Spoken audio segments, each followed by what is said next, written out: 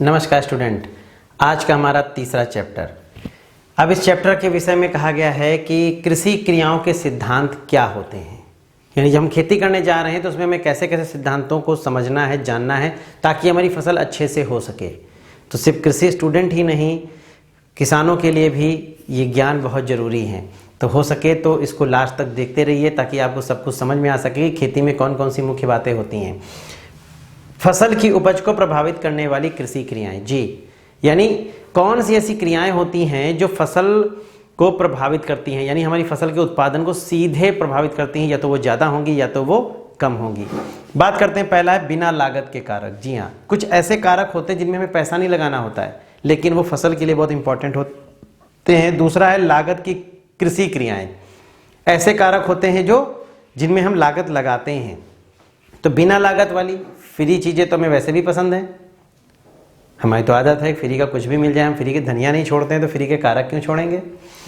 पहला है फसलों की छांट, यानी हमें फसल की छांट करनी होगी कि जो हमारा जलवायु या हमारा एटमॉस्फेयर है वहाँ पर कैसी फसलों को हमें लगाना होगा, क्योंकि बिना उसके चयन के हम कैसे जान पाएंगे कि हम किस फसलों का उत्पादन यहाँ अधिक होता है। उसके लिए बीजों के विषय में जाने, फसलों के विषय में जाने और इस चीज़ को समझें कि किस किस रूप में वहाँ पर फसलें लगाई जा सकती हैं। फिर बात करते हैं फसल चक्र। फसल चक्र क्या होता है? फसल चक्र होता है जो फसलों के रोटेशन के रूप में उन्हें लगाया जाता है, यानी एक निश्चित समय में निश्चित क्रम में फसलों को हेर फेर कर लगाने की क्रिया फसल चक्र कहलाती है, जो बहुत इंपॉर्टेंट होता है उत्पादन के लिए, क्योंकि उत्पादन ज़्यादा होगा या कम होगा फसल चक्र सीधे प्रभावित कर देगा उसको। फिर आता है मिश्रित फसलें। आप कई फसलों को एक साथ लगा सकते हो, लेकिन वो तरीका क्या होना चाहिए, उसका एक चार्ट बनाना चाहिए खेती करने से पहले कि कौन कौन सी फसलों को हम एक साथ लगाकर अधिक उत्पादन प्राप्त कर सकते हैं उसी लागत में जो हम मुख्य फसल में लागत लगा रहे हैं। फिर बात करते हैं बहुफसली कार्यक्रम।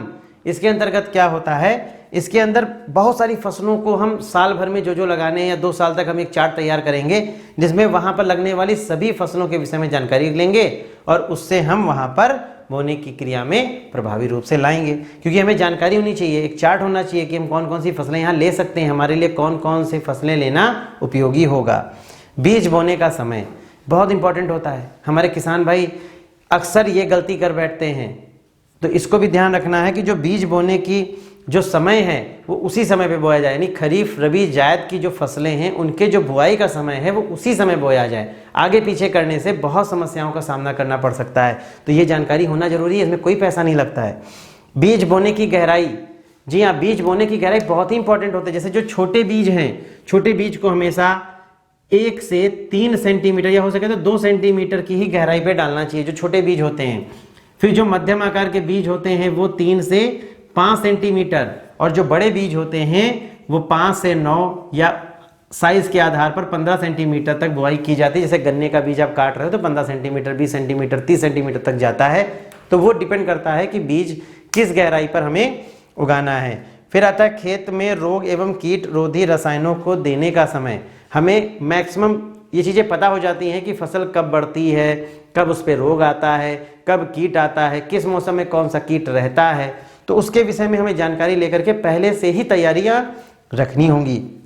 बीज का अंतरण बहुत इंपॉर्टेंट होता है, ये चीज़ ध्यान रखना, क्योंकि बीज की दूरी जो होती है, अगर एक बीज से दूसरे बीज की दूरी सही नहीं जा रही है तो वहाँ पर बढ़ने को लेकर के समस्याएं होंगी, पानी को लेकर के समस्याएं होंगी, जो सिंचाई आप करेंगे पोषक तत्वों को लेने के लिए से समस्याएं उत्पन्न होंगी, निराई गुड़ाई करने में समस्याएं होंगी। तो इसलिए अंतरण का सही होना बहुत ज़रूरी है।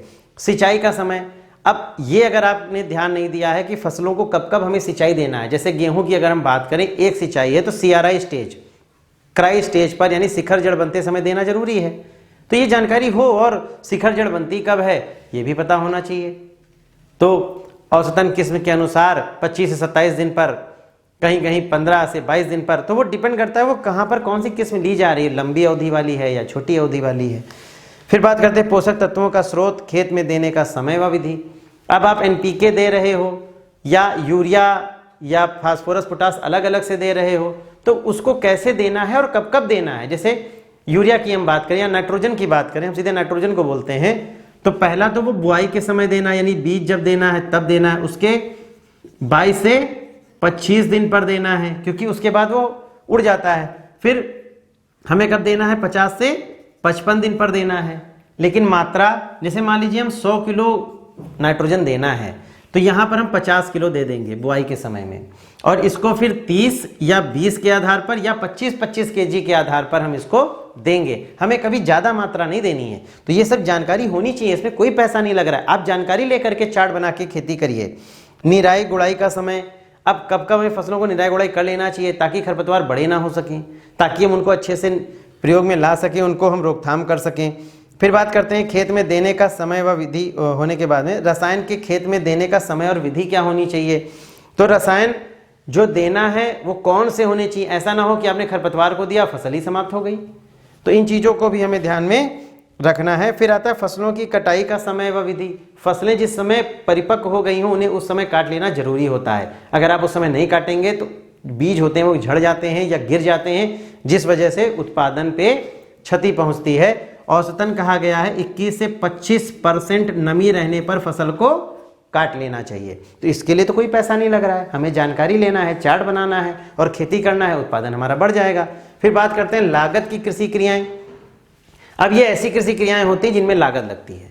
पहला है खेत की जुताई, यानी हमें खेत की जुताई करनी है तो किस यंत्र से करनी है या कैसे करनी है, उसके लिए हमें पैसा लगाना है, उसके लिए व्यवस्था करनी होगी। ट्रैक्टर लाना है या बैल करना है, जो भी करना है। फिर आता बीज की मात्रा, हमें जो बीज लेना है कितनी मात्रा में खरीदना है। ज़्यादा लोगे पैसा ज़्यादा जाएगा, कम लोगे जगह बच जाएगी। तो बीजों को किस विधि से बोया जा रहा है ये भी यहाँ पर हमें ध्यान रखना है, क्योंकि उसी आधार पर हमें बीजों की मात्रा का पता होगा। सिंचाई की मात्रा, हर फसल में कितनी सिंचाई देनी है, क्योंकि उस पर लागत लगती है, लेबर लगता है, डीजल लगता है। अब सिंचाई की क्या पद्धति है, नहर से है या किस तरीके से आप वहाँ कर रहे हो। फिर खाद की मात्रा, क्योंकि पैसा तो वहाँ लगना है, तो उस पैसे लगने में हमें खाद की मात्रा का पता होना जरूरी है, वरना आप ज़्यादा मात्रा में खाद दे दोगे आपकी लागत बढ़ जाएगी। खरपतवार नियंत्रण, अब लेबर से निराई गुड़ाई करानी है या आपको रसायन डालने हैं, तो ये ध्यान रखने हैं। फिर फसल की सुरक्षा व प्रबंध, फसल की सुरक्षा से संबंधित होता है खरपतवारों से उनकी रक्षा करना, रोग से रक्षा करना, मौसम की जो समस्याएं आएंगी उनसे उनकी रक्षा करना, कीटों से उनकी रक्षा करना। प्रबंधन से तात्पर्य होता है कि उसको काटने के पश्चात हमें भंडारण करना होगा या उसे मंडियों तक पहुंचाना होगा। तो ये सारी चीज़ें जो होती हैं ये लागत इन पर डिपेंड होती है, क्योंकि इन पे खर्च होना ही होना है। इनके चार्ट पर इनकी व्यवस्थित रूप से होना बहुत जरूरी है, वरना आपकी लागत बढ़ जाती है। इसीलिए कहा गया है ये दोनों ही चीज़ें मिलकर के फसल की उपज को प्रभावित करने वाली ये कृषि क्रियाएं कहलाती हैं। तो उम्मीद करते हैं आपको ये चीज़ें पसंद आई होंगी।